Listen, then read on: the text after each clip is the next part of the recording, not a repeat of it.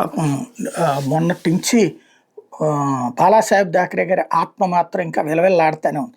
ఆయన స్టేట్మెంట్ గురించి చర్చ. ఆర్టికల్ 370 రద్దు వల్ల కాశ్మీర్లో ఏం మురిగింది? పిచ్చదోకి థాకరే అని పేరు పెట్టుకుని ఉద్ధవ్ థాకరే అనేటటువంటి వాడు అక్కడ ఏం మురిగిందో జనాలు చూస్తున్నారు. ఇంతకుముందు 10 లక్షల మంది వస్తే గ్రేట్ అనేటువంటి స్టేజ్ నుంచి 2.5 కోట్ల మంది క్రిందట ఏడాది వెళ్ళారంటే ఏం మురిగింది? అది భారతదేశంలో అంతర్భాగం అని భావిస్తున్నారు. అట్లాగే అక్కడ ఉన్న ప్రజల్లో కొంతమంది సహకరించి మన వాళ్ళని కాపాడారంటే అర్థం ఏంటి?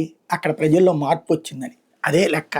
చివరికి సొంత కొడుకెళ్ళి డ్రగ్స్కి అలవాటైపోయి డ్రగ్స్ వ్యాపారస్తులతో కుమ్మక్కై సుశాంత్ సింగ్ రాజ్పుత్ మర్డర్కి కారణమైతే అప్పుడు ఏం చేశాడు? ఈయన ఏం పీకాడంట.